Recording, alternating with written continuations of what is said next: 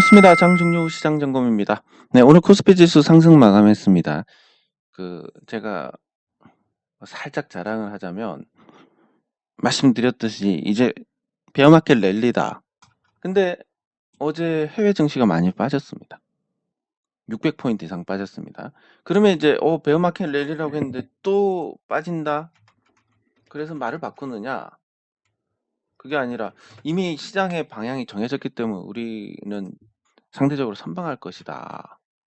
예, 그래서 시장 충격이 제한적이다. 이런 식으로 아침에 글을 썼습니다. 예, 그러니까 뭐냐면 내가 맞췄다, 무당처럼 맞췄다 자랑하는 것보다는 이 시장에도 일정한 흐름이 있고 그 흐름을 보는 것에 대해서는 그래도 제가 한 거의 15년 가까이 이 시황글을 쓰면서 조금은 낫다라고 말씀을 드릴 수 있는 겁니다. 그래서 제가 말씀드리는 이런 부분들 시장 흐름에 대해서 어느 정도 참고를 하시면 앞으로 투자를 하시는 데 도움이 될 거고. 근데 이게 뭐 특출난 건 아닙니다. 왜냐하면 제가 이거에 대해서 어마어마한 확신이 있었다면, 물론 조금 잘한다고 생각해서 선물 매매를 해봤는데 2차례 연속 깨지면서 이게 매매하고 이건 또 다른 영역이구나. 그래서 이걸 뭐 제가 이걸로 돈을 벌 만큼 확실한 건 아니다. 다만 그래도 조금 나은 부분이 있다. 계속 해왔으니까. 예, 그래서 여러분들께서 참고할 만하다라고 말씀을 드릴 수 있습니다. 예, 시장은 이제 베어마켓 랠리로 가는데 아주 재미없는 형태로 오르게 될 겁니다. 그래서 체감을 하기는 그렇지만 지수는 조금씩 오르는 이런 상황이 만들어질 거고, 그러면 이제 우리가 여기서 투자 포인트를 어떻게 잡아야 되느냐라고 한다면 일단 가장 큰 게 인플레이션 여부인데, 인플레이션 같은 경우는 그냥 태도에서 대충 나온다고 보시면 됩니다. 미국이 정말 금리 인상을 하고 싶다라고 한다면 3월에 올릴 것이다, 뭐 양적 완화할 것이다. 물론 시장과 소통하고 이게 어떤 충격을 줄이기 위한 과정이지만 정말 하고 싶다라고 하면 옛날에 레이건처럼 한 방에 올려야 됩니다. 근데 못하고 있습니다. 못하기 때문에 금리 인상을 대체로 원치 않는다. 그러면 그 근본적인 이유가 뭐냐면 미국이 세계 최대의 채무국이기 때문입니다. 그러면 미국이 세계 최대 채무국이기 때문에 돈 가치가 떨어질수록 유리하다. 요런 게 있고, 그러면 세계 최대 채권국은 어디냐? 예, 대표적인 채권국이 일본이고, 그런 일본인데 일본 다음이 중국입니다. 예, 그래서 세계 최대 채권국 일본은 뭐 미국 꼬붕이니까 그렇다 치고, 예, 중국이 그 미국과 무역을 통해서 빨아먹는 그러니까 무역 흑자를 요런 달러 약세로 어느 정도 상쇄를 하고 있는. 그러니까 미국이 짜놓은 이 달러 기반의 이 판세에서 중국이 이득을 보지만 사실은 요것과 합치면 이 달러 약세랑 합치면 사실 손해를 보고 있다. 뭐 요렇게 볼 수 있습니다. 그리고 중국이 이제 수정하자면 2위가 아니라 대외 순자산 기준으로 했을 때는 2위는 아닙니다. 홍콩하고 합쳐 A이고 2위가 독일, 3위가 중국 이렇게 볼 수 있는데 요 부분에서 이제 중국이 나름의 노력을 해옵니다. 어떤 노력을 하냐면 달러 결제 비율을 줄이고 외환 보유고에서 달러 비중을 계속 축소를 합니다. 그러니까 위기를 조장해서 또 달러를 올렸다가 낮췄다 들었다 놨다 하니까 이게 중국에서 대항하려는 부분은 굉장히 한계가 명확한. 왜냐하면 그 판 자체가 미국 달러 기반이기 때문에 그렇습니다. 네, 그리고 중국이 홍콩이나 이런 대외 순자산을 모두 합치게 되면 일본 이상의 1위입니다. 계속 정정하는데 정확하게 하겠습니다. 중국이 3위인데 일본, 독일, 중국 순인데 중국이 홍콩이랑 합칠 경우에 세계 1위의 순 채권국이다. 그래서 채무국은 금리가 낮을수록 좋고 채권국은 금리가 높을수록 좋고 이런 양상이고, 예, 그리고 일본이나 독일은 미국 경제에 애속이 돼 있기 때문에 이 시스템을 거스를 수가 없고, 예, 중국도 혜택을 보니까 거스를 수가 없는데 거스르고 있고 뭐 그런 상태입니다. 예, 그래서 이런 구조에서 이제 하나 뭐 달러 기반의 이 시스템을 피할 수가 없다라는 거. 그러면 나중에 가상화폐는 어떻게 되겠느냐? 가상화폐가 달러를 위협하는 순간 불법화될 겁니다. 그래서 저는 가상화폐의 미래를 굉장히 부정적으로 보고 있고, 다만 뭐 비트코인처럼 달러를 대체할 수 있을 것이다라고 보는 요런 거는 이제 불법화될 거지만, 그 외에 아주 작은 거, 예를 들면 롯데가 상품권을, 예, 롯데가 상품권으로 아주 무형의 이익을 많이 취하고 있습니다. 예를 들면 롯데몰 개점을 한다. 그러면 상품권을 많이 찍어냅니다. 그 자금으로 롯데몰을 짓습니다. 그러면 이제 상품권 유통 자리가 늘어나니까 자연스럽게 흡수가 되는. 예, 그래서 사실 돈이 거의 안 드는. 그러면서 점포를 하나 더 갖고 있고 나중에 이 점포의 부동산 가치가 올라가고 또 매출과 이익을 내고 이렇게 되면서 계속 성장을 해왔던 건데, 롯데가 가상화폐로 상품권을 찍어낸다. 뭐 요런 부분들은 괜찮을 겁니다. 신세계가, 이마트가, 뭐 그리고 홈플러스가 뭐 상품권 암호화폐로 찍는다. 요게 비용이 싸면 그렇게 할 겁니다. 예, 그런 식의 어떤 시장은 활성화될 수 있지만 화폐를 대체하기는 불가능하다. 대체하려고 하는 순간 불법화될 것이다. 이래서 뭐 비트코인이나 이런 큰 가상화폐들은 불법화될 가능성이 높다고 보고, 나머지 이제 코인들은 어느 정도 상품 교환의 가치를 지닌 걸로 해서 활성화될 가능성이 크다. 그래서 뭐 그런 쪽으로 만들어가고 있는 가상화폐들, 예를 들면 요 가상화폐를 기반으로 거기서 조달한 자금으로 어떤 사업을 늘려서 그 가상화폐를 쓸 수 있게끔 만드는 이런 구조들은 괜찮다라고 봅니다. 예, 그래서 그런 어떤 큰 틀에서 보면 미국이 달러 기반으로 수익을 얻고 나머지 일본, 독일, 중국 그리고 우리까지 껴서 대만까지 해서 나머지는 이제 제조업 기반으로 미국과 무역을 통해서 이익을 얻는 이런 국제분업 체계가 있는데, 여기서 중국이 거부를 한다. 요 문제에 대해서 무역 분쟁이라든지 이런 걸로 계속 대응을 해오다가 이제는 다른 방향으로 가고 있습니다. 그 방향 중에 하나가 에너지 가격 상승입니다. 예, 이 에너지 가격 상승 때문에 제가 이번에 태양광 사업을 중점으로 하면서 그 리사이클링 사업과 리튬 사업으로 가는 이 이제 법인의 설립을 거의 준비를 완료를 했는데, 요 에너지 가격 상승으로 가는 가장 큰 이유가 세계 최대 에너지 수입국이 중국이다. 예, 중국이고 일본이나 독일도 에너지 수입을 못지않게 하고 있다. 요런 관점에서 보면 될 것 같습니다. 니네가 달러 기반의 이 시스템에서 혜택만 누리고 그 체제 유지 비용을 내지 않겠다? 그러면 에너지로 바꾼다, 비용을. 요런 큰 틀에서.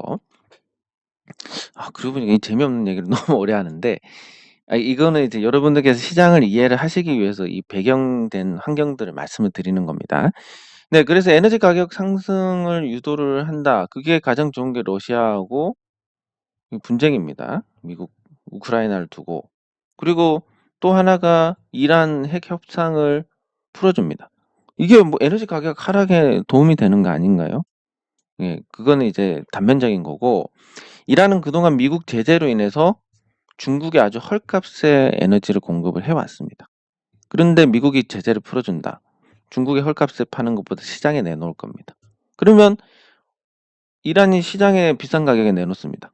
그럼 중국은 어떻게 해야 됩니까? 이란으로부터 도입하는 이 에너지를 외부에서 다시 사들여야 됩니다. 즉 시장 가격은 안정이 되고 이란은 돈을 벌고 중국은 돈을 잃게 되는 이런 구조가 만들어집니다. 네, 그러면 이 에너지 가격 상승이 어느 정도 유지가 될 것이다. 개인적인 생각은 보통 에너지의 이 호흡이란 것은 한 10년 정도 주기를 갖고 있다라고 봅니다.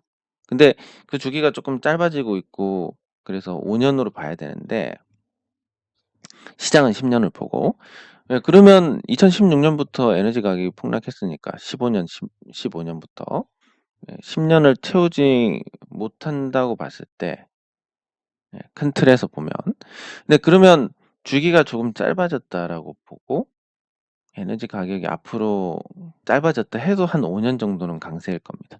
그러면 지금 태양광 사업을 하게 된다면 고정 거래가가 있고 변동가가 있습니다. 지금 고정가가 변동가보다 낮습니다. 근데 이 고정가로도 충분히 수익을 낼 수 있고 변동가가 높기 때문에 장기 입찰 계약의 경쟁률이 많이 떨어질 겁니다. 그러면 장기 계약을 따내기가 좋기 때문에 지금 태양광 사업을 해서 20년간 이렇게 안정적인 공급을 확보를 해버리면 앞으로 에너지 가격이 5년 또 올랐다가 5년 내렸다가 뭐 이런 과정들을 밟을 것이고 어느 시점이 되면 핵융합 발전으로 인해서 에너지 가격이 확실히 떨어지게 될 겁니다. 물론 뭐 돈 가치가 떨어져서 그렇게 에너지 가격이 떨어지는 게 사실 뭐 지금 가격으로만 보면 또 똑같을 수도 있는데 어쨌든 이 고정가를 따내기가 쉽고 또 고정 거래가도 작년보다 한 10% 정도는 오를 거라고 예상을 하고 많이 올랐으니까 현물 가격이 예, 그렇게 하는 건데 그러면 그 에너지 가격의 상승이 당분간 단기간의 게 아니라 한 5년 정도 지속이 될 것이다. 네, 5년 정도 지속이 되는 그런 상황에서 물가 상승률이 올라갈 수밖에 없는 그러면 금리도 올릴 거고 뭐 요런 과정들이 이제 어느 정도 올릴 거고 이런 과정들이 될 텐데 그러면 한국 증시는 에너지 가격 상승에 타격을 보는 구조입니다. 이 너무 복잡한데 간단하게 말씀드립니다. 그러면 이제 무역 수지가 원화 약세를 지탱하는 원화 약세에 아주 원화 강세 심화를 막는 겁니다. 무역 수지가. 무역 수지가 하나 있고 그리고 외환 당국의 관리가 있고 네, 그리고 그 하나가 이제 투자금, 외국인 투자금의 유출입이 있습니다. 그리고 국내 투자자들의 해외 투자 유출입이 있습니다. 요걸 봤을 때 여기서는 흑자가 많이 나고 외환 당국은 약세를 유도를 하고 그리고 투자금도 유입이나 유출을 관리를 합니다. 금리로. 내외 금리 차 유지로 관리를 합니다. 근데 에너지 가격이 상승하면서 무역 수지가 마이너스로 전환을 합니다. 그럼 외환 당국은 딱히 관리를 할 게 없습니다. 근데 투자금은 미국 금리가 오르면 또 빠집니다.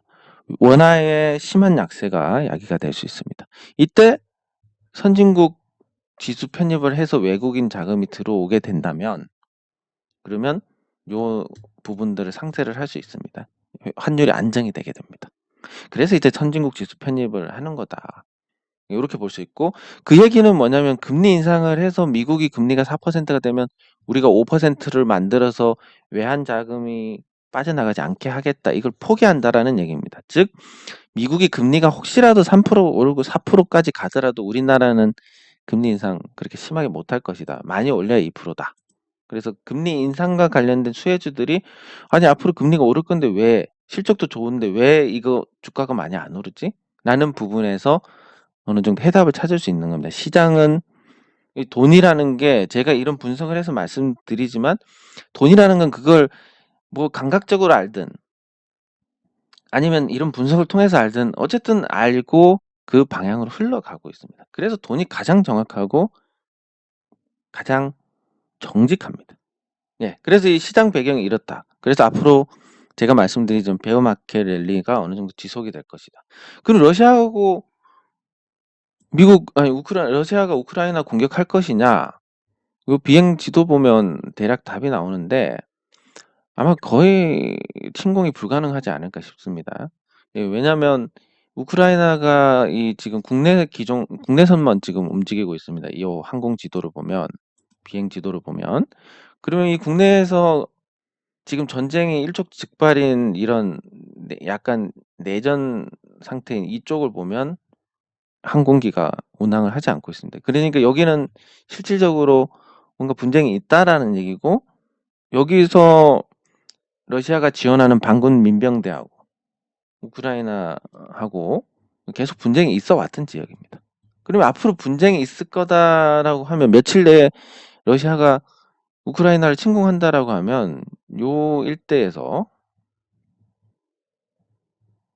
그리고 우크라이나 안쪽 이 일대에서 항공기 운항을 할 수가 없습니다. 왜냐면 언제 격추될지 모르니까. 그리고 그걸 운항을 한다 하더라도 타는 사람이 없을 겁니다. 격추돼서 개죽음 당할 수 있으니까. 예, 그런 걸 봤을 때 일단 이거 하나만 보더라도 전쟁 가능성이 크지 않고 이미 이제 날짜가 많이 됐기 때문에 여기서 진격을 하기가 어렵습니다.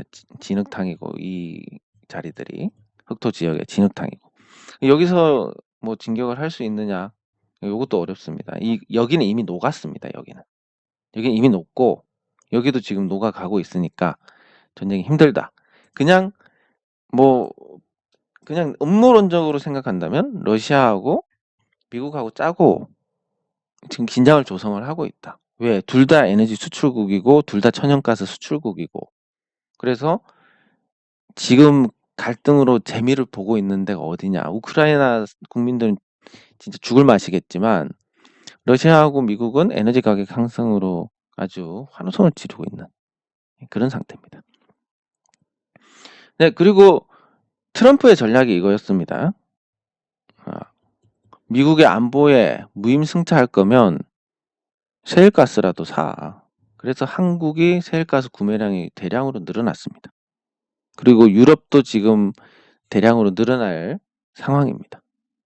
그러면 이제 러시아는 유럽 시장에 가스관을 통해서 공급을 해서 이 시장을 안 뺏겨야 되고 뭐 이런 거에 대한 갈등도 포함이 돼 있습니다.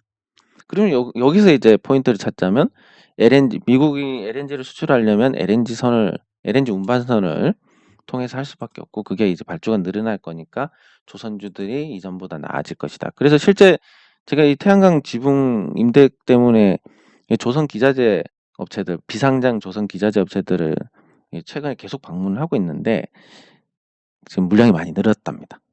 물론 돈이 될지 안 될지는 모르겠지만 일단 물량이 늘어서 가동은 잘 되고 있습니다.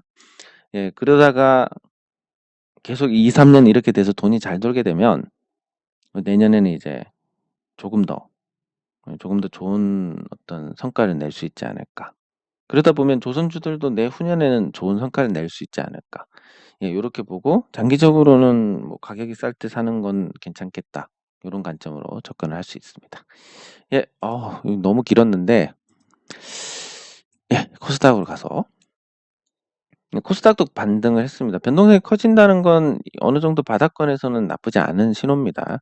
요 바닥권에서 변동성 자체가 큰 건. 근데 이렇게 변동성 자체가 커서 여기서 지지가 되느냐라는 건 거품주가 빠지고 또 나머지 멀쩡한 종목들이 재평가를 받으면서 이 균형을 맞춰야 되는데 이 균형을 지금 여기서 변동이 나오는 건 대부분 거품주들의 반등, 거품주들 자체의 변동성이 크기 때문에 나오는 거라서 아직까지는 여기서 끝났다라고 보기는 어렵습니다. 그래서 더 지켜봐야 될 것 같고, 예, 그리고 코스닥에 대한 어떤 외국인 투자자들의 이 스탠드는 명확합니다. 시가총액 상위 종목들을 파는 거. 네, 그런 부분들이 이제 반영이 되고 있으니까 코스닥 지수는 코스피에 비해서는 코스피는 베어마켓 랠리지만 코스닥은 어떻게 될지 모르겠다. 예, 이렇게 보는 것이 적절할 것 같습니다. 네, 그리고 댓글 확인하도록 하겠습니다. 예, 감사합니다. 어제 늦게 올려서 조금 그런데 예, 감사합니다. 이게 그러니까 주식 투자를 할 때 모르지만 확률을 높이기 위한 부분에서는 노력을 계속 하셔야 됩니다. 그래서 이 확률을 높이게 되는 부분, HMM은 해운주기 때문에 이런 운임 지수를 통해서 운임 지수하고 연동이 되는 경향이 큽니다. 그리고 운임 지수를 계속 파악하고 있으면 오를 것 같다, 내릴 것 같다, 추세를 탔다 이런 정도는 파악이 될 겁니다. 예, 그래서 이런 부분에 재미를 붙이시면 장기적으로 계속 확률이 높아지니까 좋은 성과로 이어지게 될 겁니다. 예, 좋은 시기에 주식 투자를 시작하셨는데 이게 이제 그런 겁니다. 좋은 시기에 주식 투자를 시작하면 10년이 편합니다. 2008년에 투자하신 분들 10년 동안 그나마 편했고 그 2007년 고점 때 투자하신 분들은 10년 동안 원금을 회복하는 그 처절한 과정이었다라고 보시면 되는데 그 좋은 시기에 투자하셨고 그래서 성과도 있으시고 또 그 하락장에서 계좌도 지키셨으니까 앞으로 계속 좋은 결과 있으시지 않을까 싶습니다. 예, 감사합니다. 아, 그리고 뭐 제가 그냥 유튜브 방송이지 강의라고 하긴 조금 예, 제가 부끄러운데 아무튼 그냥 그렇게까지 안 하셔도 괜찮을 것 같습니다. 그냥 저는 떠드는 거니까. 예, 감사합니다. 아, 저도 이제 요 유튜브를 시작하게 된 이유 중에 가장 큰 게 단타를 조장하는 유튜브들이 대거 등장을 하는 겁니다. 근데 이게 안 되는 줄 누구나 다 주식 투자를 오랫동안 해본 분들은 누구나 다 이 방법이 안 된다는 걸 경험을 했고 그런 경험을 통해서 비용을 많이 적든 많든 수업료를 내셨던 분들이 많고 그분들이 공통적으로 아마 걱정을 했을 겁니다. 지금 시장이 폭락했다가 올라가니까 이 올라가는 기간에 그냥 사서 가만히 있어도 수익인데 올라갈 때 단타 치면 당연히 수익이 나는데 그거를 조장하는 유튜버들이 등장을 하면서 굉장히 걱정이 많았고 그분이 저뿐만이 아니라 많은 분들이 그러했습니다. 그래서 적어도 이거에 대해서 경각심은 그리고 어느 정도 반대의 목소리를 내야 된다라고 생각했던 게 가장 컸고 그렇지만 이제 생각한 게 유튜버들의 문제가 아니라 단타 매매를 선호하는 투자자들 문제였구나. 예, 그걸 알게 되면서 이제 조금 그런 부분에서는 줄여 나가게 됐는데 예, 그래도 이거 보시는 한 1000분 정도는 제가 구제하는데 약간 일조를 하지 않았나. 원래 성향이 또 단타 싫어하시는 분들이 대부분이겠지만 예, 그런 게 있었고 그리고 두 번째는 글자 읽는 거 너무 싫다라는 분의 의견을 받고 그러니까 글자는 귀찮아서 보지도 않을 것 같은 않는다. 그때 이제 저는 굉장히 한 대 맞은 것처럼 충격을 받았습니다. 왜냐면 저는 이제 정확한 내용을 전달을 하기 위해서 그리고 제가 말로 떠들면 아무래도 전달할 부분이 빠질 수도 있고 근거로 돼야 되는 부분이 취약할 수도 있고 그런데 글은 이제 생각을 정리해서 올리니까 훨씬 더 정확하게 전달을 할 수 있다라고 생각했지만 안 보게 되니까. 그러면 언제 이걸 많이 보시느냐 그러면 출퇴근이나 이렇게 버리는 시간대 많이 틀어 놓는다고 하십니다. 그러면 안 읽는 글을 쓰는 것보다는 이게 더 유익한 활동이겠다 이렇게 생각을 했는데 예, 그래서 아침 일찍 뭐 이렇게 비는 시간에 보시는 거 아주 좋습니다. 예, 감사합니다. 예, 감사합니다. 예, 제가 이제 그런 얘기를 많이 듣습니다. 말을 하는데 뭔가 신뢰감이 있어 가지고 사기꾼 같다. 원래 이게 원래 신뢰가 있어서 그런 겁니다. 예. 아무튼 예, 갑자기 생각나서 말씀드렸고 예, 감사합니다. 감사합니다. 예, 감사합니다. 감사합니다. 예, NHN벅스 같이 살펴보도록 하겠습니다. 예, 요것도 같이 보도록 하겠습니다. 네, 감사합니다. 감사합니다. 네, 감사합니다. 예, 이마트 자회사가 유상증자를 했을 겁니다. 근데 어쨌든 같이 보도록 하겠습니다. 예, 감사합니다. 감사합니다. 감사합니다. 감사합니다. 감사합니다. 감사합니다. 예, 감사합니다. 감사합니다. 예, 지금 생각은 그렇지만 제가 저번에도 말씀드렸지만 제가 어떤 상황이 되니까 이제 이 평균 이하인 사람인 게 드러났습니다. 예, 그래서 아마 지금이야 뭐 제가 쟤네들보단 낫겠지 이런 생각을 할 수 있겠지만 막상 어떤 그런 자리에 가면 훨씬 못하는 사람이 될 가능성이 크지 않을까. 그렇게 생각을 하고 있기 때문에 어, 저보다 훨씬 똑똑하고 훌륭한 분들이 많고 그분들이 하는 게 맞지 않을까. 저는 뭐 제가 할 수 있는 역할을 하면 그걸로 충분할 것 같습니다. 네, 그러면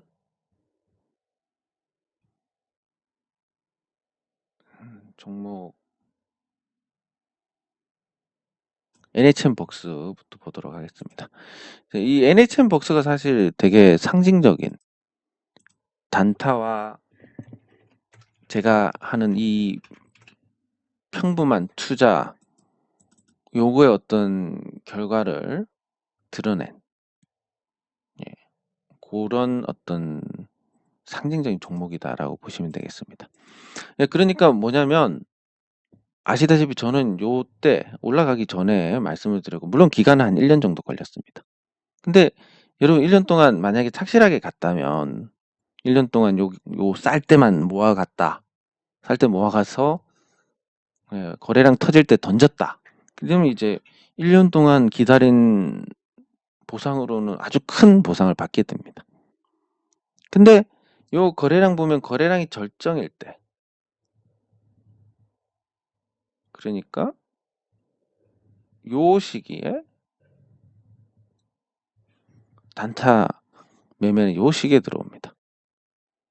그럼 단타가 이때 들어와서 여기서 사서 여기서 판다면 오 단타도 훌륭하다 하겠지만 보통 뭐 1~2% 먹고 팔게 됩니다. 고점에서. 그러다 물리면 손절한다 하는데 손절을 못하면 어떻게 됩니까? 눈 깜짝할 새 빠져가지고 그냥 물려서 이렇게 되는 겁니다. 그러면 누군가는 여기서 사서 거래량 터지는 날 팔고 누군가는 거래량 터지는 날 사서 이렇게 하락을 맛보게 되는 이게 NHN벅스가 아주 극명한 종목이었다라고 보는데 그럼 지금 상태는 보겠습니다. 일단 매도 거래량이 없습니다. 그러면 이 주가 상승을 주도했던 쪽에서 미처 물량을 다 털지 못했다 이런 해석이 가능합니다. NHN벅스가 무슨 호재가 있었습니까? 뭐 메타버스나 이런 쪽으로 뭐 연관이 된 거 있지만 그걸로 돈을 벌었나 못 벌었냐? 못 벌었습니다. 못 벌었으면 그냥 테마로 누군가 매집해서 올린 거고 이거 올렸다가 거래량 터뜨려 봤는데 다 못 팔았다. 그래서 이제 빠질 때 빠지고 천천히 팔면서 빠지고 또 너무 빠지면 이제 손익분기점 하회하니까 대략 뭐 이거랑 중간값이 되지 않겠습니까? 그러면 한 15,000원 중반 이거 이하로 빠지면 또 손실이니까 그래서 여기서 다시 좀 관리를 했다가 다시 털어먹는 이런 과정이 되지 않을까 싶습니다. 그래서 지금은 짧은 반등이고 또 털어먹는 게 안 되면 올릴 수 있습니다. 사는 사람이 없으면 살 때까지 올려야 되니까. 그래서 지금 평가를 하자면 기술적 분석으로 보면 주가 부양을 했다가 파는 데는 실패했다. 못 팔았기 때문에 한 번 더 시도는 할 수 있을 것인데 사는 사람이 없으면 크게 올라갈 것이고 사는 사람이 많으면 적당히 올려서 패대기를 칠 것이다. 요런 관점에서 해석을 하시면 될 것 같습니다. 그 외에 뭐 돈을 번다거나 이런 건 전혀 없습니다. 예, 데브 시스터즈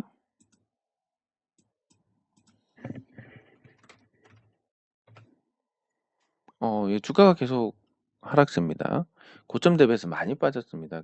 이게 이 게임주들의 어떤 동시다발적인 현상이라고 볼 수 있는데 그렇지만 이 회사가 돈을 벌었고 지금 실적을 고려했을 때는 뭐 지금 주가는 이제 어느 정도 충분히 내려온 상태입니다. 실적을 고려했을 때 올해 예상되는 실적이 순이익이 496억 그러면 특별한 자산이 안 든다라고 했을 때 한 1000억 정도 아니 1조 정도 후하게 주면 시가총액을 볼 수 있는데 실적만 놓고 보면 근데 시가총액이 7243억 그리고 자산 가치가 1489억인데 이것도 두 배로 보면 한 3000억 그리고 1조하고 3000억 섞으면 적정한 게 한 6천억에서 7천억 정도 될 것 같다. 현재 수치로는 그렇습니다. 그럼 지금 이제 내릴 만큼 내렸네 라고 봤을 때 기술적 반등 정도는 기대할 수 있을 것 같습니다. 그럼 기술적 반등 이후에는 어떻게 될 것이냐 쌍봉 찍고 무너졌으니까 시세가 다시 살아나는 건 불가능하고 그 불가능한 이유는 그렇습니다. 여러분들 여기 쌍봉 찍고 떨어졌는데 여기서 물린 사람들 수도 없이 많을 겁니다. 그리고 지금 상황이 계속 떨어지니까 불안합니다. 여기서 만약에 갔다. 여기서 샀던 사람들 아이고 감사합니다 하고 본전에 다 던질 겁니다. 그러면 이 물량을 다 먹고 올라갈 만큼의 아주 강력한 매수세가 들어와야 되는데 몇백억짜리 종목들은 그런 게 가능합니다. 왜냐면 여기서 이거 다 먹고 올라가는데 몇십억이면 되니까. 근데 지금 시가총액이 7,200억이고 여기까지 올라가면 이제 1조 원이 될 건데 1조 원에서 요거 다 먹고 가려면 한 1,000억 정도 필요할 겁니다. 시장에 1,000억의 매수세가 유입될 만한 어떤 호재가 있느냐? 힘들지 않을까 싶고. 그리고 실적 추이도 1분기에 좋았지. 순이익 기준은 1분기 200억, 2분기 160억, 3분기 62억, 4분기 70억. 그럼 지금 추이로 봤을 때 내년에는 이런 수준이 나올 거라고 봐야 됩니다. 그리고 합쳐가지고 뭐 넉넉하게 잡고 한 300억. 내년에 순이익 300억이다. 그럼 6천억. 했을 때 지금 주가도 사실 기술적 반등 정도는 나오겠지만 지금 주가도 나중에 또 유지를 할 수 있을지 모르겠습니다. 그래서 그 기술적 반등이 있을 때 정리하시는 방향 그렇게 하시면 되겠습니다. 반등하면 어떤 기분이 드냐면 이런 자리에서 반등하면 드디어 이제 이거 이상은 내려가지 않겠구나 생각하는데 이게 이상 내려가는 흐름이 나옵니다. 여기서 또 비슷한 일이 생길 수 있으니까 기술적 반등이 있을 때 정리하시고 편하게 보유해서 확실하게 이 종목을 쌀 때 사놓으면 내가 여기서 본 손실은 만회할 수 있겠구나 하는 종목으로 갈아타시는 게 좋습니다. 예, 그리고 맥스트는 예, 상장한 지 얼마 안 됐고 예.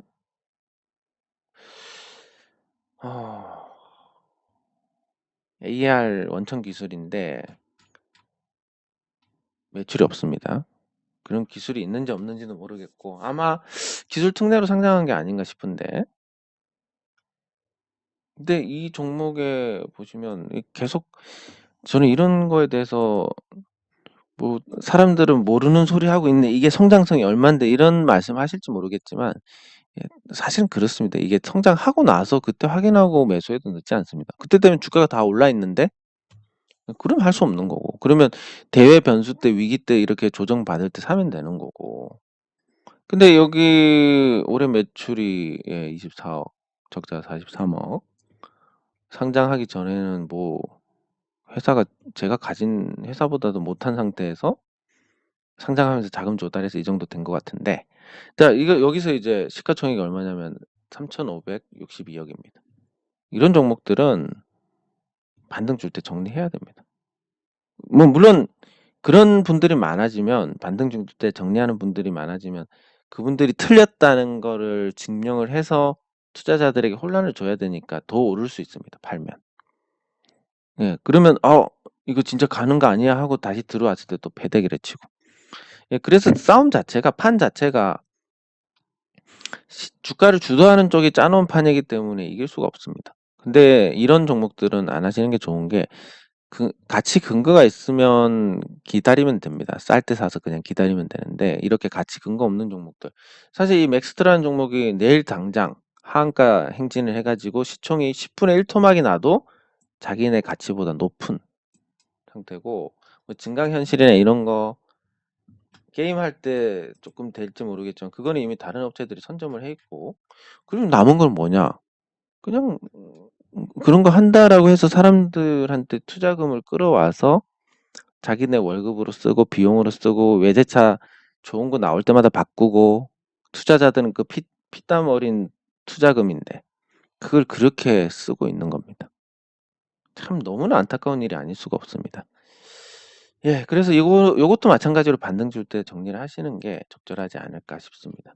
뭐 이게 또 어떻게 올라갈지도 모르고 내려갈지도 모르지만 투자의 관점에서 봤을 때는 해당이 안 되는 종목입니다. 네, 그리고 이마트는 아까 말씀드린 것처럼 자회사의 유상증자라고 말씀을 드렸습니다. 예, 그러니까 이 어디 있지? 공시.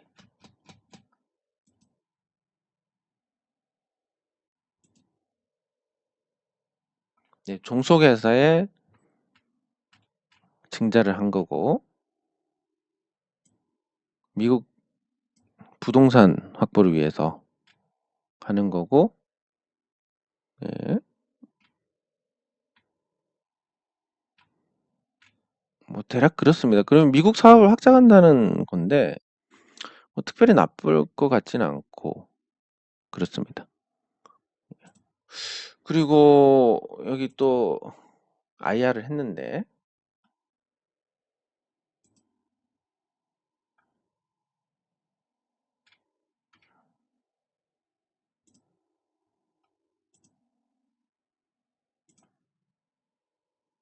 예, IR 관련해서 또 살펴보도록 하겠습니다. 기왕이었으니까 실적이 나왔는데 영업이익도 조금 까이고 그랬습니다. 이마트 별도로 봤을 때 그렇게 하고 할인점에서 하락폭이 컸습니다. 왜냐하면 방역 패스 이런 걸로 인해서 조금 온라인으로 좀 가속화된 그런 게 있지 않나 싶고, 예. 그리고 트레이더스 쪽에서 꾸준한 외형 성장을 하고 있다. 이건 오프라인인데 그렇습니다. 노브랜드에서 안정적인 수익이 나고 있고,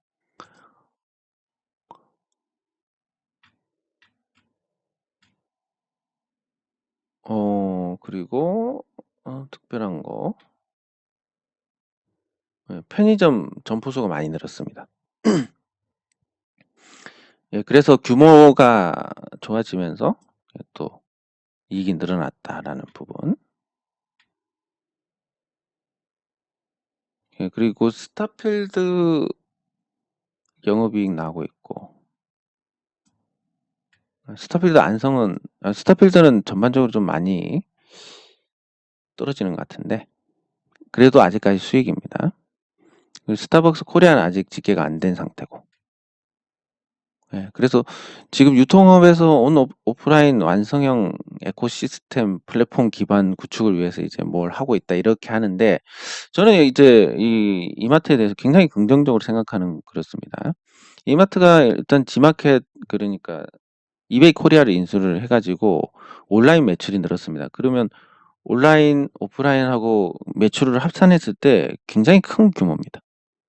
아주 큰 규모의, 여기에 또 뭐가 있냐면 그 편의점도 있고, 그리고 트레이더스도 있고, 이런 유통 관련된 걸 모두 다 갖고 있습니다. 그럼 제가 만약에 이마트 대표다, 어떻게 할까 생각을 하면, 지금 상품권 찍어내서 아까 롯데 사례를 들어서 말씀을 드렸는데, 여기 관련돼서 저는 이마트 관련해가지고 가상화폐를 하나 만들 겁니다. 가상화폐를 만들어서 이 상품권을 대체를 한다. 그래서 막 열심히 찍어냅니다. 그렇게 해가지고 여기서 가격 변동 일단은 없고 상품권으로 쓸 수 있다 해서 가상화폐를 팝니다. 그리고 요 표기된 가격 이하에서는 회사가 사주고, 그러면 상품권으로 쓸 이 가상화폐 수요들이 늘어나는데 상품권도 많이 잠자고 있습니다. 왜냐하면 다 써서 다 회전되는 건 아니니까. 그러면 이 가상화폐 상당수는 잠기게 되고, 근데 이 상품권으로 쓸 수 있는 가격을 매년 조금씩 올립니다. 조금씩. 예. 그러면 괜찮지 않을까. 그럼 이 가상화폐에서 한 방에 돈을 많이 땡겨가지고 좋지 않을까. 예. 그렇게 생각이 듭니다. 네. 그래서 이런 어떤 자기네 페이로 쓸 수 있는 게 많아질수록 그게 무형의 가치다라고 보는데, 해외 사업은 뭐 제가 해외 안 나가니까 잘 모르겠고, 국내에서 호텔 리조트부터 해가지고 스타벅스, 그리고 온라인, 오프라인, 식음료, 뭐 이런 것까지 지금 다 하고 있으니까 그런 규모에서 오는 이점, 결국 나중에 상품권을 찍든 가상화폐를 상품권으로 찍든 거기서 오는 무형의 수익도 상당히 많을 것이다. 뭐 이런 걸 생각했을 때는 이마트에 대해서 굉장히 긍정적으로 봅니다. 가치도 뭐 나무랄 데가 없는데, 그럼 이걸 재무제표상으로 이마트를 어떻게 해석해야 될지를 보면, 뭐 저평가된 건 저번에 말씀드렸고, 그럼 자산을 봅니다. 유동금융자산만 2조 2천억이 육박합니다. 시가총액이 지금 3조 5,819억입니다. 그러면 만약에 제가 정말 많은 돈을 갖고 있다. 그리고 신세계는 50%는 못 갖고 있으니까 계속 주식을 삽니다. 그래서 제가 50% 확보 해가지고 50% 확보한 걸로 회사의 경영권을 가져오겠습니다. 그래서 이 가격에 살 수는 없겠지만 이 가격에 다 샀다 치고, 그리고 이 주식 중에서 차지한 걸 뭐 한 2조 원치를 샀다. 그리고 이 유동금융자산을 뭐 배당으로 돌린다든지 아니면 자사주를 사서 소각을 한다든지 등등 해서 가치를 늘릴 수 있습니다. 이것뿐만이 아니라 현금까지 치면 시가총액에 육박하는 현금성 자산을 갖고 있습니다. 뭐 그리고 전국에 있는 부동산 이런 것들 금융자산까지 하면 도대체 왜 이게 이거밖에 안 되는지 전혀 모르겠는데, 그러니까 이게 시장이 정상이 아닌 겁니다. 왜냐하면 보유한 현금만 해도 현금성 자산만 해도 3조에 6조 원 가까이 되는데 시가총액이 3조 5천억 밖에 없다? 그럼 제가 이 회사를 만약에 가져왔을 때 가져와서 요걸 배당으로 얼마를 때릴 수 있냐면, 이론적인 겁니다. 여기서 또 빠지는 부분도 있겠지만, 그럼 4조 5천억을 배당으로 지급을 할 수 있습니다. 만약에 이 가격에서 그대로 샀다면 2조 원치를 샀습니다, 주식을. 그래서 배당을 한 4조 원 정도 결정을 해버립니다. 이론적으로 4조 5천억을 할 수 있으니까. 그럼 원금 다 회수하고도 회사를 갖고 있습니다. 그 정도로 지금 주가가 저평가되어 있습니다. 그러면 주가 저평가는 알겠는데 시장이 그러니까 어쩔 수 없고, 그럼 앞으로 전망이 어떻냐라는 부분. 자, 영업활동으로 매년 1조 원 이상의 현금이 들어옵니다. 이거 무시할 게 아닌 게, 자, 이마트에 한때 합쳐가지고 이마트 10배 정도 되는 셀트리온을 보겠습니다.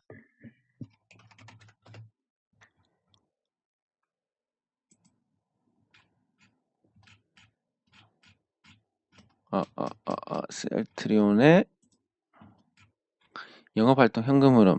셀트리온이 뭐 사상 최대 영업이익을 냈다고 하지만 자회사로 간 거임에도 불구하고 영업활동으로 들어오는 현금은 4천억, 3천억 밖에 안 됩니다. 제가 계속 부정적으로 말씀드리는 게 괜히 그러는 게 아닙니다. 뭐 감정이 있어서 그런 게 아니라 이게 굉장히 부풀려져 있다라는 그런 걸 말씀드리는 건데, 반면에 이제 셀트리온의 시가총액 21조 원, 그리고 뭐 셀트리온 헬스케어 다 합쳐야 되니까 결국 10분의 1 정도 되는 이마트가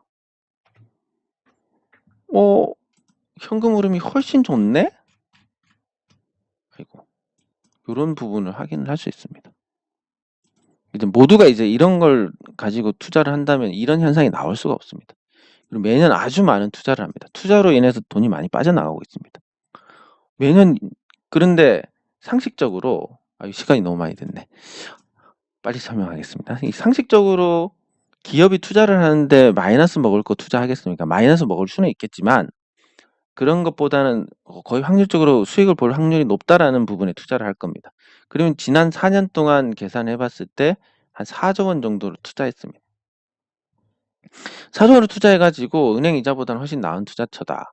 그랬을 때 그 기존의 이익에서, 지금 코로나 때문에 이익이 감소되긴 했지만 기존의 이익에서 4조 원 투자한 만큼의 이익, 뭐 못해도 5%만 보더라도 2천억 정도의 영업이익 인상 요인이 있었을 겁니다.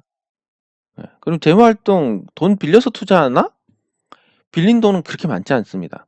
빌린 돈 합쳐가지고 한 7천억 정도 되는 것 같습니다. 4조 원 투자하는데 돈 다 벌어서 투자했고 7천억 밖에 안 빌렸어. 그러면 이 회사가 지금 그냥 단순하게 봤을 때는 지난 4년간 한 4조 원 벌어가지고 그걸 또 더 수익을 날 수 있는데 4조 원을 투자를 한 겁니다. 3조 3천억 벌어가지고. 지난 4년간 번 것만 해도 지금 시가총액을 넘깁니다. 와, 그런데 왜 이 모양이 꼴이지?